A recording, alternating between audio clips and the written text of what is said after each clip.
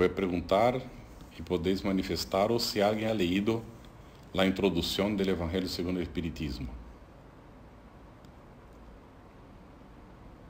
Bueno, no. Ok, bien. Já viu que várias pessoas han leído.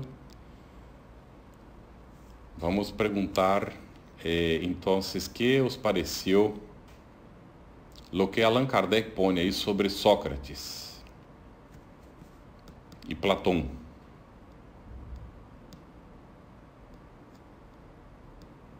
Bien, vários han leído, muito bem, excelente. Que os parece o que comenta aí Allan Kardec sobre a questão de Sócrates e Platão?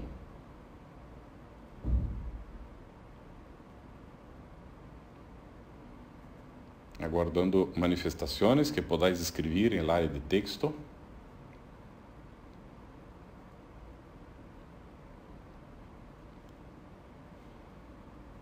Ana Marrique puso muito interessante uma ideia que já estava em la humanidade e eles la desarrollan. Muito bem. Que mais? Que lhes chamou mais a atenção? Maria Riles. A mi entender foi como a base para a terceira revelação. Mamen expressam um adelanto de lo que seria depois do Espiritismo. Bien.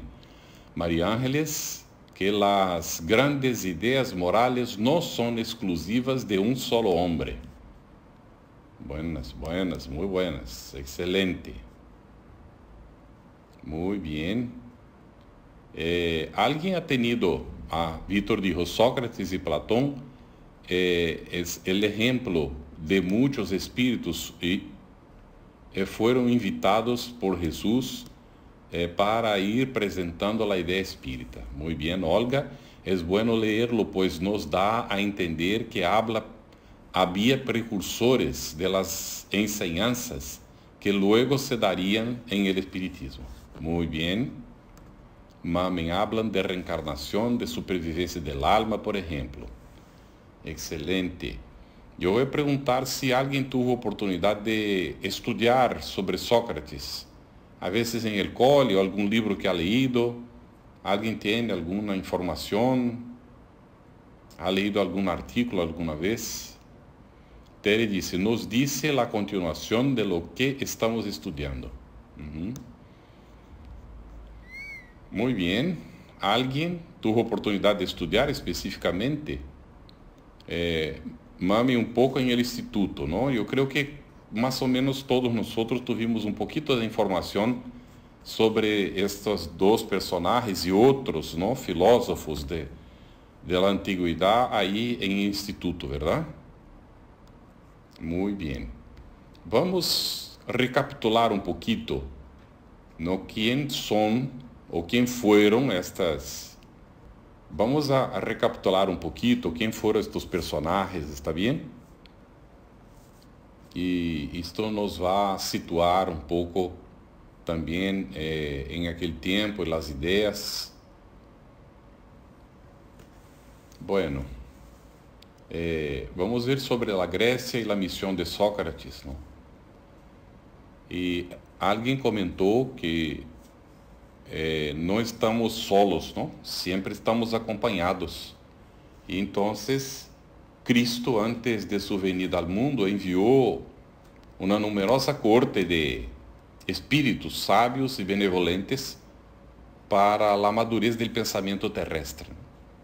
Vieram a dar sua contribuição e foram enviados para diferentes pueblos em diferentes momentos da história da humanidade para auxiliar o despertar de las criaturas para uma realidade trascendente a essa realidade que nós conhecemos aqui, certo? Bueno, então, vemos que estes enviados vão ocupar principalmente estas regiões onde há mais gente, não? As cidades mais populosas. E então são filósofos, são artistas, são pessoas que vêm incentivar de alguma maneira el arte, el pensamento, não? E vêm destacar, chamar a atenção para os aspectos mais positivos da humanidade. ¿Está bem? Vamos ver o desenvolvimento intelectual, pero também o cuidado com o aspecto do sentimento, ¿está bem? E vão começar a surgir em Grécia muitas escolas de pensamento filosóficas e tal, e com isto Grécia assume a direção intelectual do globo terrestre. Efectivamente passa a ser o centro para o qual se volcan as vistas de todo o mundo em função de este desenvolvimento, de todo o mundo conhecido naquele que então não se cuidava solamente do aspecto intelectual, pero também veniam para atentar para os aspectos do sentimento, não? De las criaturas. E numerosas escolas se vão formar em Grécia, a ponto de Grécia tornar-se o foco do desenvolvimento intelectual do globo inteiro. O mundo conhecido naquele entonces volca suas atenções para a Grécia. ¿Está bem? Isto era o que ocorreu. Imagínense que não era o mundo que nós conhecemos hoje, não havia as comunicações que temos hoje, era todo muito difícil, não? E então não havia a propagação assim tão rápida como agora. Tinha que ir de barco, não havia nada para levar a informação, además de los escritos, e então que eram copiados não havia imprenta, não? Eram cópias quando se escrevia alguma coisa, tá bem? Então, estes pensadores daquele entonces, eles vão trazer, o templo era a referência, e todo se volcava para o templo, pero eles vão trazer de allá de los templos para a praça pública a enseñanza, porque Sócrates e outros filósofos reuniam seus discípulos, seus seguidores, que eram normalmente jovens, em las plazas. E aí, então, davam suas aulas, suas classes, formavam uma aula em aquele ambiente, não? Aquele ambiente se convertia em um sítio de reunião de los jóvenes com este maestro que les ensinava, está bem? E vai, então, a vezes fazer discursos para a multitud, as pessoas que estavam aí alrededor e que escutavam estes discursos destes filósofos que falavam para eles. Bem? Então, vemos que mais ou menos 500 anos antes da venida de Jesus, vão aparecer as escolas políticas, religiosas e filosóficas que se esparcem por todos os sítios do mundo. Então, estamos aqui com 5 siglos antes da venida de Jesus, que era chamado el Cordeiro, não?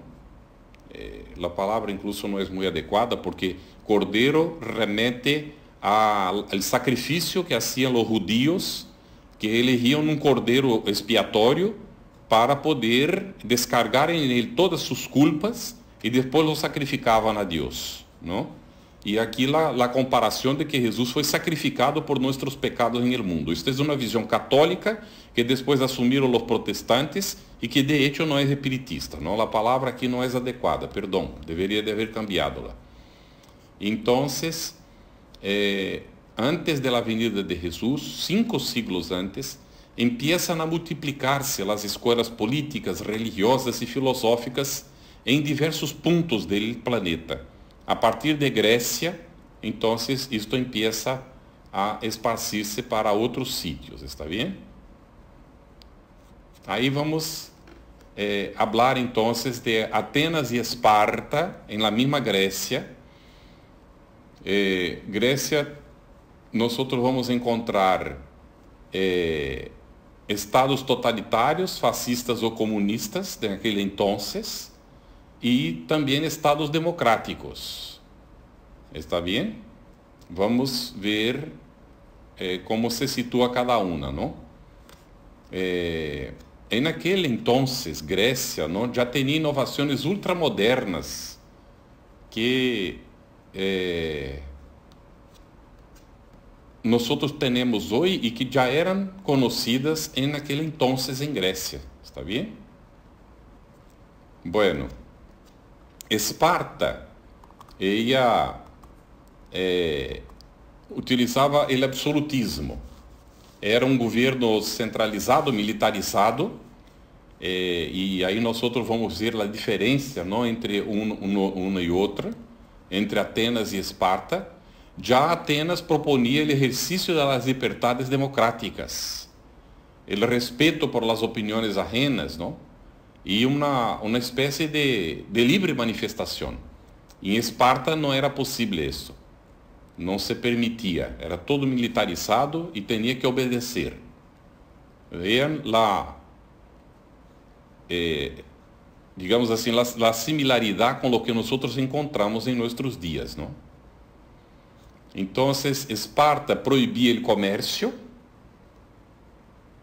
condenava a cultura, promovia o aislamento, e o Estado se preocupava ou cuidava da educação de los niños. Los niños tinham que ser entregados ao Estado para ser educados. E eram educados para a guerra, para a defesa, ¿no?, de lo que eles consideravam seu território. E também, quando nascia um niño com imperfeição, lo matavam. No, seria um peso para a sociedade, então não tinha direito de viver, lhe quitava a vida. Já Atenas proponia a liberdade, o desenvolvimento da cultura, das artes, da beleza, e os legisladores eram filósofos e poetas. E eram elegidos como representantes. Tinham um profundo respeito por los ancianos, ¿no? E então vemos que havia uma diferença muito grande entre um tipo de prática, de regime e o outro. Bueno, então, em função de lo que ocorria em Atenas, a Grécia se vai poblar de artistas e pensadores em este campo da filosofia, da ciência e também das artes. ¿Está bem? Surgem filósofos profundos, pensadores, empieza a surgir o desenvolvimento da ciência dentro da filosofia, que todo hacía parte, era todo dentro da filosofia. Não havia separação de las enseñanzas, eram todas dentro da filosofia. E então surgiam artistas que faziam obras de arte magníficas, não, com o mármore e todo isso. Hasta hoje encontramos estas estátuas aún preservadas, não, ou mais ou menos preservadas. As escolas são várias, vamos citar apenas algumas aqui. A escola itálica, que surge em el sur de Itália. Há uma escola pitagórica, que era fundada por Pitágoras, e que trabalhava muito com os números, a essência das coisas, buscava entender a essência das coisas, trabalhava no desenvolvimento da matemática. E foi aí que surge, então, a palavra filosofia. Bueno, também havia a escola heliática, também no sul da Itália. E vamos encontrar com este pensador, este filósofo, Xenófanes, a ideia del uno. E foi de aí que vai surgir, então, a ideia del Deus único, que Deus seria uno, incriado e eterno. Para que podamos entender isto, pensemos que en aquel entonces Grécia tinha vários deuses, cultuava vários deuses, hacía estátuas para estes deuses, Y entonces iba a consultarlos en los templos. Había las pitonisas que recibían comunicaciones de estos dioses para las personas que iban a consultar, ¿no? Y era muy confuso.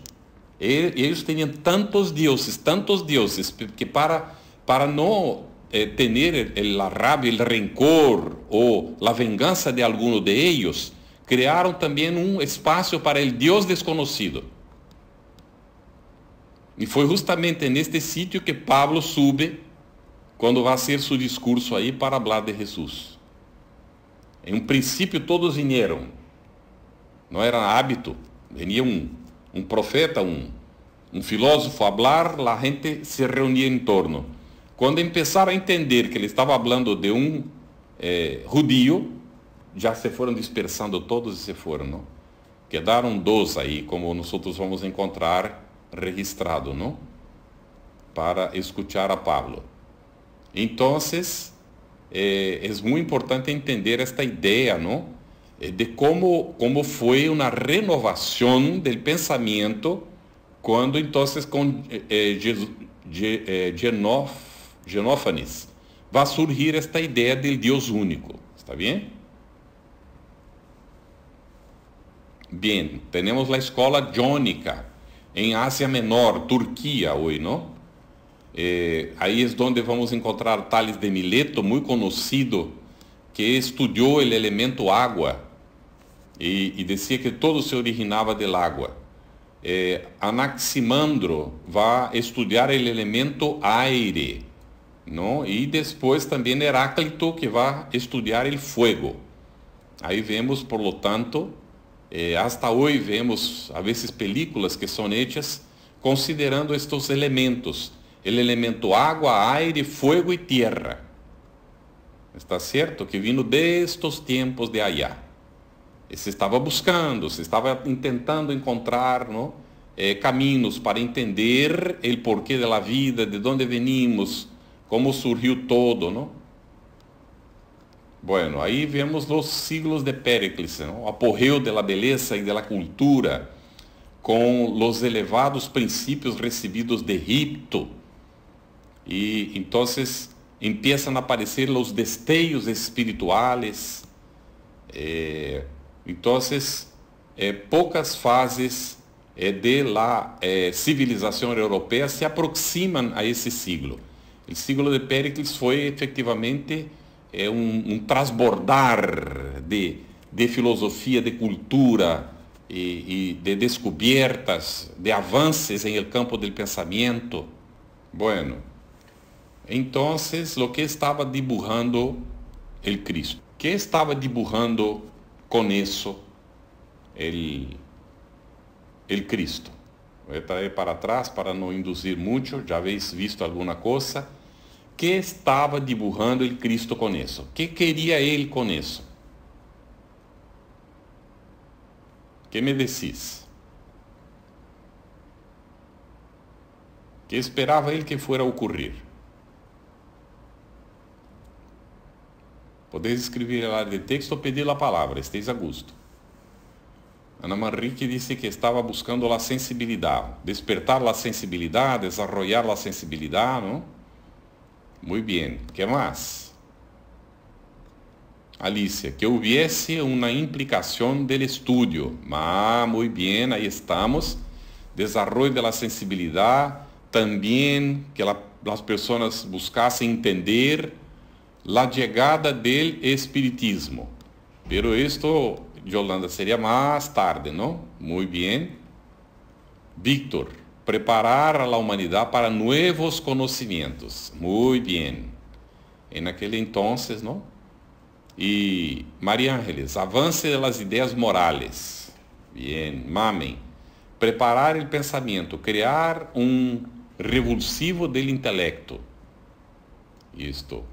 Marieme, alejar-nos de superstições e esclarecer-nos, não? Alicia, como forma de abandonar e de discernir e ter lógica, abandonar a ignorância. Muito bem, esto está, Alicia. Ok, entonces estaba buscando el Cristo esta preparación de la humanidad para llegar a una condición de mayoría o de mayoridad espiritual de la tierra. ¿Está bien? ¿Qué lucha? ¿Cuántos siglos? Y mismo milenios. ¿Cuánta resistencia? Pero vamos. Entonces, para contribuir en la maioridade, Jesus envia valerosas figuras. Vão aparecer também Esquiló, Eurípides, Heródoto e Tucídides. E aí vai, então, venir a extraordinária personalidade de Sócrates. Miren que momento nasceu, não? Era efervescente o campo del desarrollo, não? Intelecto e também, especialmente com Sócrates, e vamos ver Platão dando seguimento a isso, não? O desarrollo del sentimento, ¿está bien? El saber que las cosas tienen un principio, un seguimiento y que hay consecuencias, ¿está bien? Sócrates, entonces. Vamos encontrar aqui, há alguma coisa escrita mais por Alicia, e a ter pensamentos próprios, muito bem, tendo critérios próprios, e não deixando que os governos adoctrinassem a las pessoas, muito bem. Nem os governos, nem os jefes religiosos, nem nada disso. A ideia de Cristo é de liberdade de pensamento, o uso de livre albedrío, para que as criaturas se hagam maduras, responsáveis, e não conduzidas por outros que são ciegos, só veem a matéria, e já está dito por Jesus. Ciego conduzindo a outros ciegos, caem todos por la barranca. ¿Está bien? Então, Sócrates vai venir aureolado por las más divinas claridades espirituales. Es em aquele entonces um espírito maduro, desarrollado, espiritualizado, superior a la média. Então, sua existência, em algumas circunstâncias, se aproxima à exemplificação do próprio Cristo. É uma alma realmente muito adelantada a seu tempo. ¿Está bem? Sí, amén. Es como provocar una aceleración, una revolución. De hecho, esto se preparaba, ¿está bien? Esta revolución en el campo del pensamiento, del campo de la ciencia, el campo del propio sentimiento, ¿no? Y entonces Sócrates se va a aproximar mucho de lo que después vamos a encontrar. Y este tipo de acción de Sócrates era muy necesario para preparar a venida depois de Jesus. Está bem? Nascimento de Sócrates, 470 a.C. E a morte, 399 a.C. Como se arbitrou contar o tempo a partir de la venida de Cristo, então se hizo contaje retrospectivo, vamos dizer, de atrás para, não para adelante del tempo anterior, como se estivesse acabando o tempo anterior para começar o novo tempo, não? Era hábito, então, é muito importante isto, que cada governador em Egipto, por exemplo, ele começava a governar e o tempo passava a contar a partir de seu governo. Por isso se dizia, não? El año tal de Tutankhamon, por exemplo. ¿Está bien? Pero todos ellos han pasado.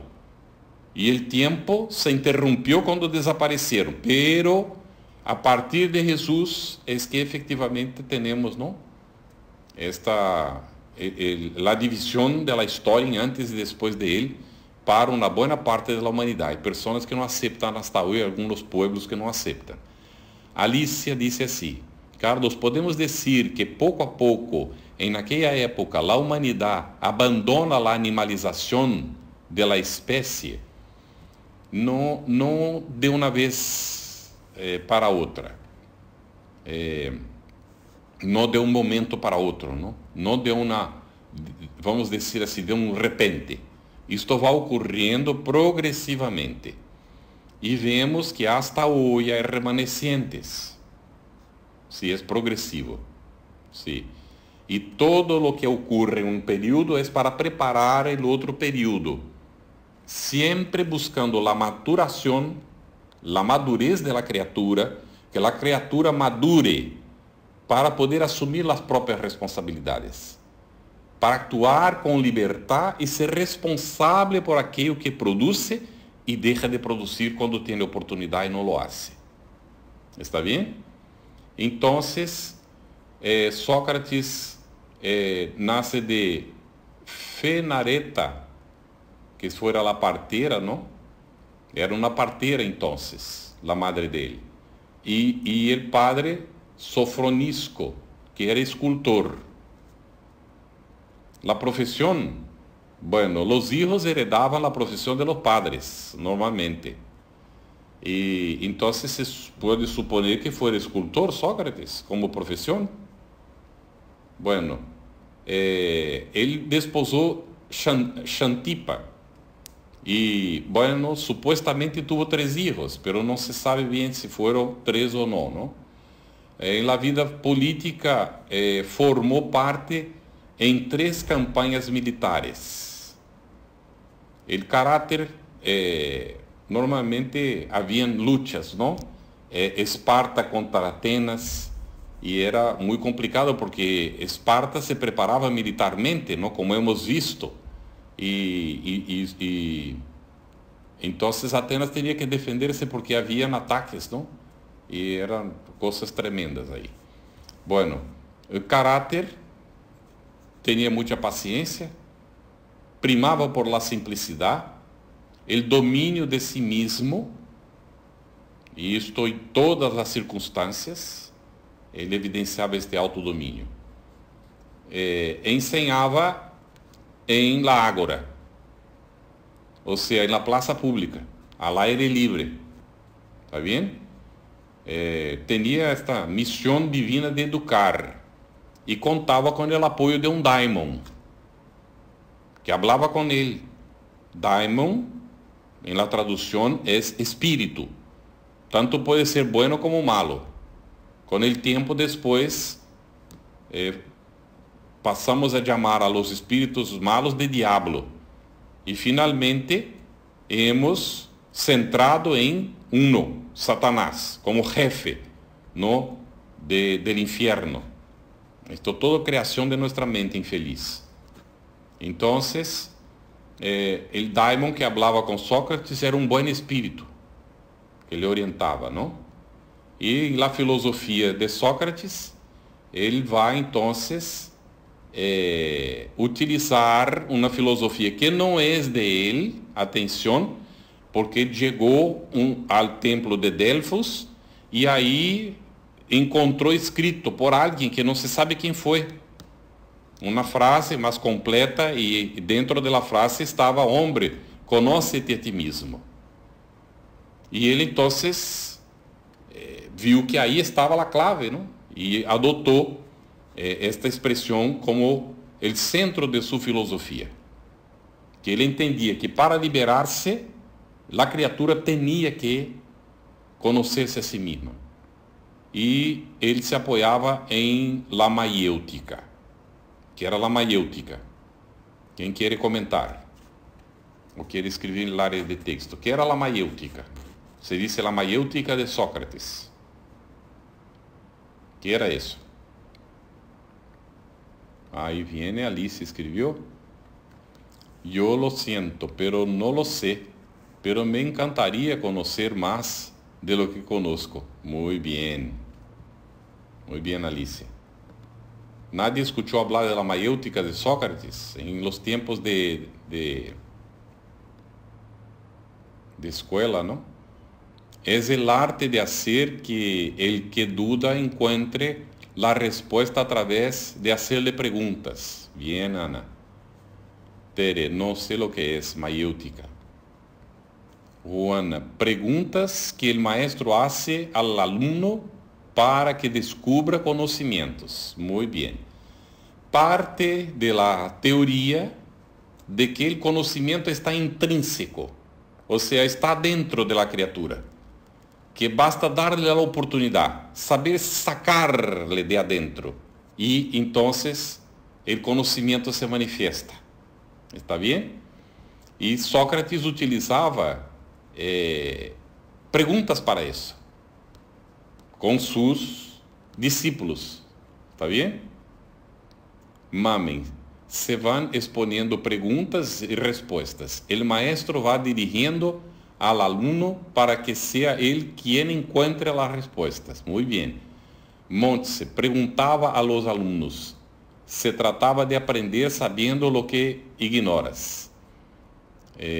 Mercedes, un diálogo que lleva al alumno a descubrir las verdades por sí mismo. María Ángeles, diálogo metódico donde las respuestas se obtienen por las preguntas del maestro. Muy bien. Entonces, es una dinámica que nosotros hemos visto aquí al comienzo, es utilizada en el Evangelio Revivo. ¿No? Esta dialéctica socrática de la búsqueda del conocimiento por la proposición de la tesis y de antítesis. Examinar también los pensamientos contrarios, no temer. Y con esto entonces llegar a una síntesis del conocimiento. ¿Está bien? Entonces la mayéutica es hoy llamamos de mediación dialógica. Es esta intermediación que hace el que está responsable con los que están participando, y en la mediación dialógica la propuesta es poner unos hablando con otros, no solamente el maestro con los seguidores, con los discípulos o alumnos, sino provocar un diálogo en que todos hablan. Alicia, tenía que ser increíble acudir al ágora. El aprendizaje tendría que ser muy dinámica. Sí, también imagino eso, ¿no? Que debería de ser de esta forma. Muy bien. Sócrates entonces enseñaba en las plazas públicas a la infancia y a la juventud. Y él enseñaba el ideal de la fraternidad y de la práctica del bien. ¿Ok? Como ele ensinava a pensar e não dava as coisas prontas, ensinava a pensar, vejam a diferença. Então foi acusado de corromper a la juventud. Porque a juventud empezava a ter condições de questionar as decisões de quem governava. Então, não sei se alguém quer comentar aqui, Sócrates foi condenado à morte por cicuta. Ele vai receber a visita de los discípulos e les chegam e lhe dizem assim: Sócrates, já temos todo arreglado, esta noite mesmo tu huirás de la cárcel. Ele dijo: pero quem dijo que quero fazer isso? Sócrates, pero vas a ter a oportunidade de viver? E ele então pergunta: com que, não? Com que condição moral? Aí ele pergunta a eles que estavam aí, não? Se sabiam que era o que iam encontrar depois da morte. Isso. Ele disse: então, por que temer a morte? Se eu huyera, iba a contrariar toda a filosofia que é ensinado hasta agora. Não temo a morte. Impressionante, não? Então, foi condenado por los jueces, foi levado a la cárcel e pouco tempo depois tuvo que tomar la cicuta para morir-se envenenado. ¿Está bien? Testemunho magnífico. Não temia a morte. ¿Por que temer a morte? Se sabia que a vida seguia do outro lado. Vamos a ver como Platão depois vai registrar o pensamento de Sócrates, que tampouco deixou coisas escritas, ¿eh? Quem foi escrever foram os discípulos depois também. Vítor dijo que valentia coincide com a leitura de harmonização de hoje. Sí, é verdade. Tener el valor, ¿no?, de enfrentar, ¿cierto, Vítor? Excelente. Se alguém quer comentar mais alguma coisa, mire lo que puso Monte. Murió por el juicio de los hombres como Jesús. De hecho, Alicia te habla y Víctor. Mira, Víctor, yo estoy aprendiendo que el despliegue del mundo espiritual para nuestro provecho es indescriptible. No hay puntada sin hilo. Sí. Ana Manrique, es que tenía a su espíritu inspirándole todo el tiempo, sí. Era el tal del daimon que hemos dicho, ¿no? Que le inspiraba. Y él sabía que era este daimon, era un espíritu que hablaba con él. Entonces, si el espíritu venía a hablar con él, ¿de dónde venía? ¿Quién era ese espíritu? Entonces, él era un pensador, sacó conclusiones de que la muerte no existía. No es obvio, ¿verdad? E isto vai ser confirmado aqui em la introdução do Evangelho segundo o Espiritismo, que vai proponer que Sócrates e Platão anteciparam a doutrina cristiana e o próprio Espiritismo. Alicia, Carlos, os espíritos han facilitado informação através da psicografia sobre Sócrates? Há algumas coisas sim, não? Que se encontra. Eu não saberia dizer-te se há algum livro específico, não? Neste momento eu não recuerdo. Pero há informações várias que se encontram esparcidas, não? Se agarras a Caminho de la Luz, por exemplo, não? Aí vamos ter informações sobre ele, em A Caminho de la Luz, de Emmanuel. A ver, não recuerdo bem se depois da muerte de León Denis há alguma referência, pero aí não recuerdo bem, tendría que consultar, está bem? Pero seguramente em A Caminho de la Luz há informação sobre ele. Maria Ángeles, é lícito perder a vida por uma creencia, aunque sepa que é verdade que a muerte não existe? Bien, mira que ocorre, Maria Ángeles. Ser lícito ou não perder a vida depende muito das intenções da criatura. Há toda uma análise desta em el Evangelho segundo o Espiritismo. Se a pessoa se sacrifica por el bien de los demás, então é válido. Por uma coerência de vida, é válido. Como ocorreu com Jesus, como ocorreu com Sócrates, como ocorreu mais tarde, depois de Jesus, com Pedro, não? Que depois de todo, depois de haver negado, de haver temido, quando então chega seu momento, ele disse: eu não sou digno de ser crucificado como meu maestro. Então le crucificam de cabeça hacia abaixo, não? Está bem? Ok. Ana Manrique, é verdade, não foi uma forma de suicídio, não escapar de la cárcel, não de forma nenhuma. Está bem, boca abaixo isto, Alicia, graças. Em português se diz de cabeça para baixo, então foi crucificado boca abaixo. Bueno, em realidade estava posto justamente al revés, os pés para arriba e a cabeça. E imagine o sofrimento, não? A sangre bajando toda para a cabeça. Então, não é, Ana, porque havia aí toda uma coerência que ocorre. Para que ele pudesse huir, os discípulos haviam comprado al guardia. ¿Está bem? Ele preferiu ser coerente com a filosofia que ensinava de ser honesto, porque é uma desonestidade, porque então se igualaria com os jueces que ele estavam condenando, que eram desonestos. Vê? Bastante complicado, não? Ele foi condenado, sim. Foi condenado. Bueno. Então, o que ocorre depois disto? Alicia, não foi uma decisão sua, não foi decisão dele.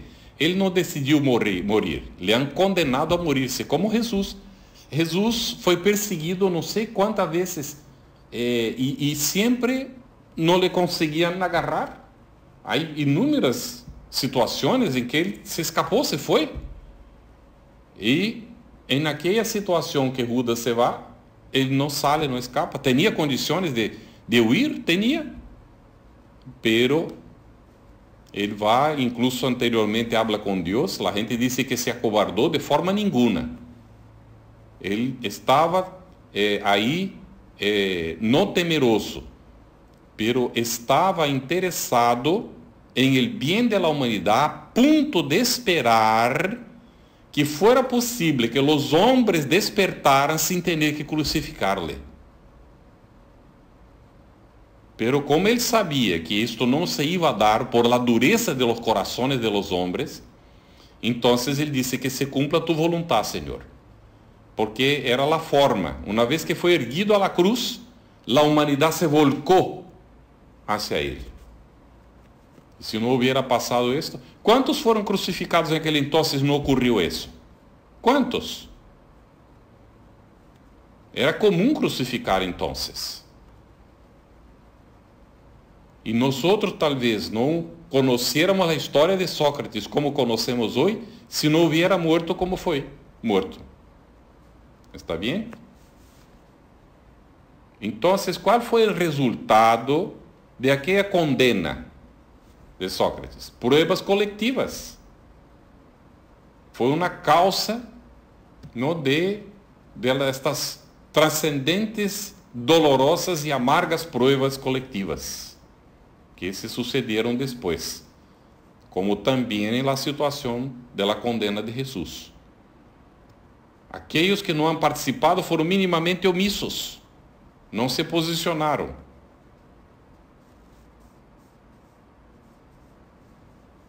Pouquíssimos, efetivamente, quedaram fieles a seus maestros, digamos assim, tanto a Sócrates como a Jesus, em seu tempo. Se está cortando?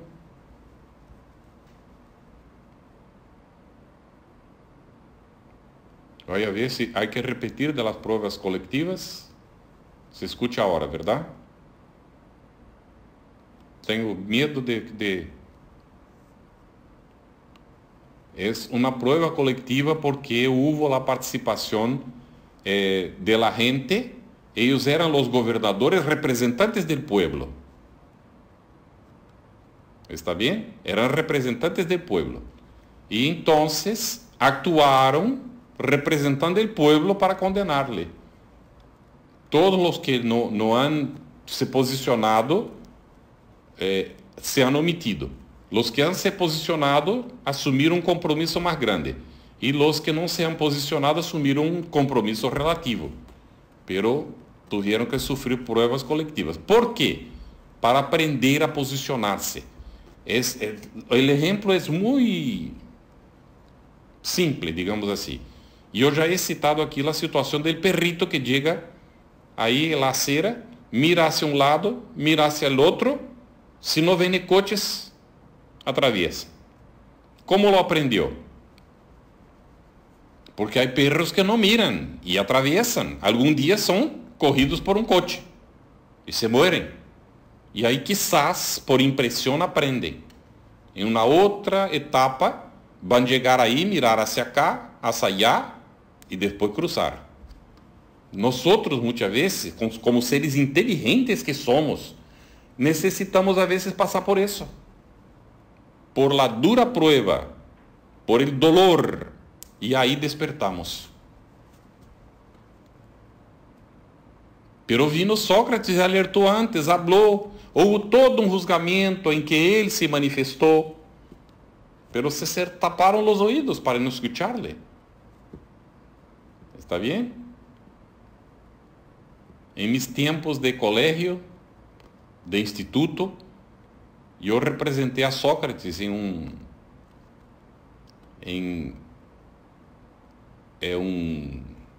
um teatro del colégio. O professor estava dando classes sobre Sócrates e tal, e nosso trabalho foi apresentar com um grupo de pessoas, ¿no? de alunos, foi apresentar justamente o julgamento de Sócrates, o momento em que ele apresenta sua defesa.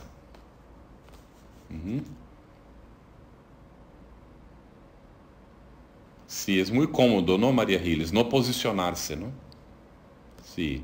Alice dice, ¿te refieres a los que compartían la condena, no hicieron nada? Sí. Y aquellos que se han omitido también, ¿no?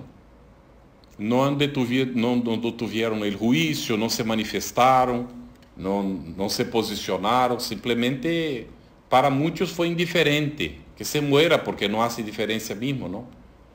Como la condena de Jesús fue indiferente para mucha gente. Entonces, vamos ver más tarde al pueblo noble y culto de Atenas proporcionando esclavos valerosos y sabios a los espíritus agresivos y enérgicos de Roma. Mira lo que va a ocurrir. Son llevados como esclavos para enseñar a los hijos de los romanos. Mira lo que va a pasar con Emmanuel, que después reencarna como Nestorio, en 50 años después, y que va a ser, ¿no? El preceptor de el hijo, creo, no sé, del que le esclavizaba. No me recuerdo más. ¿Está bien? Y fue una caída de la civilización. La civilización griega ha caído, como Alicia está poniendo ahí. ¿Está bien? ¿Todo bien para todos? ¿Habéis comprendido eso? Los discípulos de Sócrates.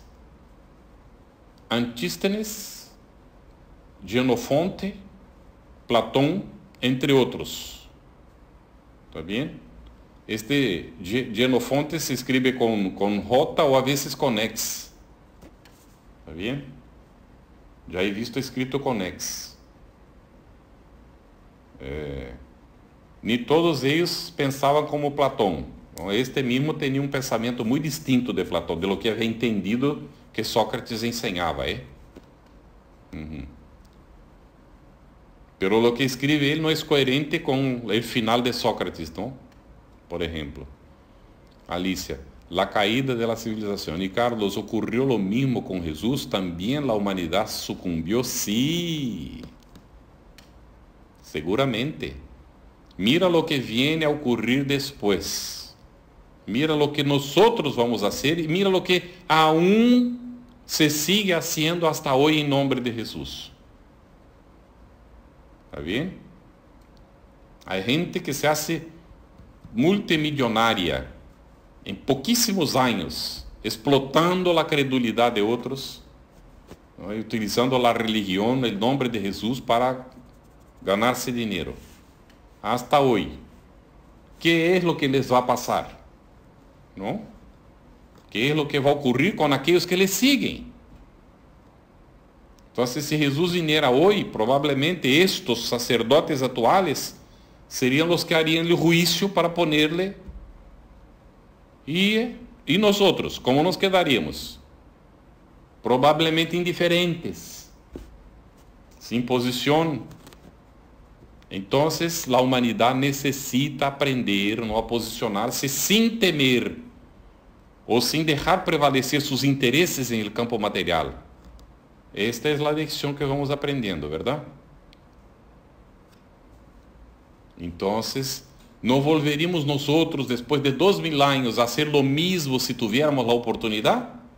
Vale la pena, ¿no? Vale examinar, hacer un autoexamen para ver cómo nos posicionaríamos de hecho delante de las situaciones. ¿Cómo nos sería? Si es muy fuerte, ¿no, Alicia? Josimar, hacen de las religiones su cordero de oro. Sí, es esto. Infelizmente para ellos y para los que les siguen. Ahí vamos a Platón ahora. Ven que casi no se examina a los demás discípulos de Sócrates, porque Platón efectivamente se destacó, fue muy fiel a su maestro, ¿no? Y entonces la historia loaba sus discursos, no obstante mezcló la filosofía con la política y tuvo esta dificultad, ¿no? justificando el derecho tiránico de los señores sobre los esclavos. Entonces también cometió sus equivocaciones. Y mira cómo va ocurriendo, ¿no? Que el pensamiento tiránico de Esparta va a manifestarse aquí en este pensamiento de Sócrates, de Platón, en algunos aspectos de su filosofía. ¿Está bien? Mira qué cosa. Bueno, infelizmente aún hoy ocurre esto. Hay personas inteligentísimas que justifican este descalabro de lo que se ve en el campo político ocurriendo en varias partes del mundo. ¿Está bien? Entonces, vamos a avanzar. Platón nació en 427 a.C. y murió 347 a.C. El padre era Aristón, la madre Perictione, y pertenecía a una de las más nobles familias atenienses. ¿Está bien? Se supone que era como Sócrates ganaba el dinero para sostener la familia, que ni siempre era suficiente, porque algunos de estos discípulos tenían dinero para pagarle. No sabemos si todos, ¿no? Pero algunos le pagaban por las clases que recibían, ¿no? Nombre Aristócles, pero debido a su constitución física recibió el apellido de Platón, que en griego significa hombros largos. Era fuerte, así con los hombros muy largos, ¿no? ¿Está bien? El nombre de él era Aristócles. La filosofía era la teoría de las ideas o cómo se desarrolla el conocimiento. Escribió la República, las leyes, lo político. Lo que escribió estaba muy volcado para el campo político. ¿Está bien?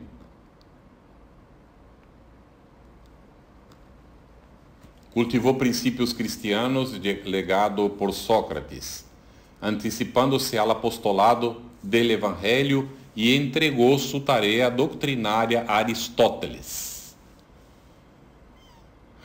Entonces Aristóteles fue un discípulo de Platón. Hay un registro en el templo de Delfos, Dios Apolo, la dialéctica socrática, y ahí viene el libro de los espíritus, ¿no? Y vamos a encontrar el dualismo, mundo de las formas o ideas y mundo concreto y sensible, que es perceptible por los sentidos materiales. ¿Está bien?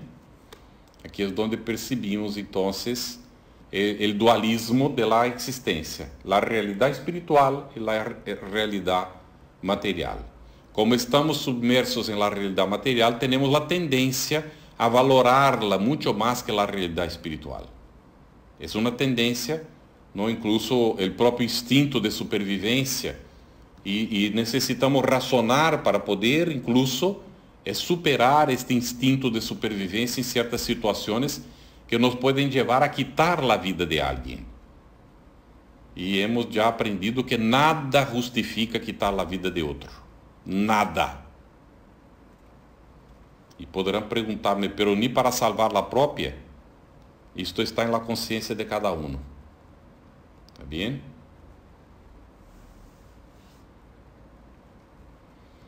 Libros, entonces, La República. Es donde vamos a encontrar el mito de las cavernas. ¿Ya habéis escuchado sobre este mito de las cavernas? Yo voy a resumir para vosotros, ¿no? El mito de la caverna es... voy a hablar en poquísimas palabras, ¿no? Yo estoy seguro que el hombre, él dice, entra dentro de una caverna y tiene miedo de salir. Y con miedo de salir, él mira los que pasan adelante simplemente, las sombras, ¿no? Y entonces queda ahí mirando las sombras de los que pasan. Y mirando las sombras de lo que está ocurriendo allá afuera por la entradita de la caverna. Y tiene miedo de salir hacia afuera, ¿no? Entonces, y hoy nosotros miramos y vemos la tele. La persona que se sienta delante de la tele, no sé cuántas horas por día, está viviendo el mito de la caverna. Não sei se me entendem, não? Ao revés de enfrentar, encarar a vida, prefere ver sombras. Se queda ponendo atenção na vida ajena, não? Há uns programas que falam da vida ajena toda a tarde e as pessoas quedam aí prendidas na tele. Se passam a crer que a realidade é isso e passam a viver conforme se fora esta a realidade. Bem, Alicia. Sin darse cuenta, ¿no?, de que la realidad es otra cosa bien distinta. ¿Sí? Yolanda no quiere enfrentarse a la realidad. ¿Sí? Entonces se esconde por detrás de esta situación. A veces, y ahí ya podemos elastecer, se hace de víctima, ¿no? Y así va, ¿no? ¿Está bien? Ok.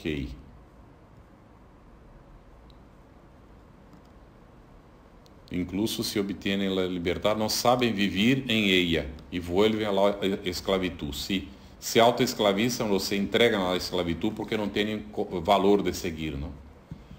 Bueno, aquí vamos a empezar Sócrates y Platón como precursores del espiritismo. Pero no vamos a adelantar esto hoy, vamos a dejar para la semana que viene, ¿está bien? Sí, ¿cuántos estamos en este mito? Vamos a avanzar un poco más en esto, ¿no? Es muy interesante el mito. Yo me gustaría incluso que si fuera posible, sí, Montse, representa la ignorancia, las autolimitaciones, ¿no? La acomodación, esto también. Petra, es una manera de decir que la muerte es la salida de la caverna, ¿no?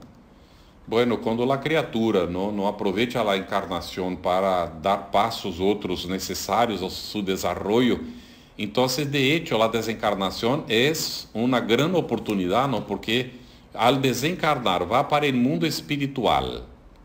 E quando, então, retorna para a reencarnação, pode estar em uma situação tal que não consiga entrar na caverna, não? E tem que enfrentar a coisa, senão... Então, é uma oportunidade, efectivamente, e todos tendremos que fazer o exercício da autossuperação. Não há como. Não há avanço espiritual, não há adelantamento espiritual da criatura se não há esse esforço. ¿Está bem? Mira, Alicia puso aqui uma conexão para que se pueda ver mais sobre o mito da caverna de Platão. ¿Está bem? Montse, es que en general el hombre cree que lo que no ve no existe. Ajá. Sí, es más o menos por ahí. Tere, justifica lo que ve y así no hace nada por uno mismo. Sí, se escucha bien, gracias.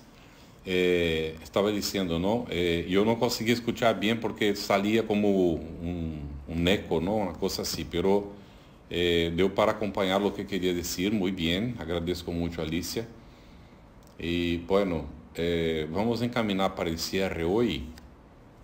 Vou passar a Vítor, então, está bem, Vítor? Muitas graças a todos, que tengáis boa semana, ¿no? Hasta domingo los que estarán en el estudio, o viernes en las charlas. Que Deus nos ampare a todos. Muita paz.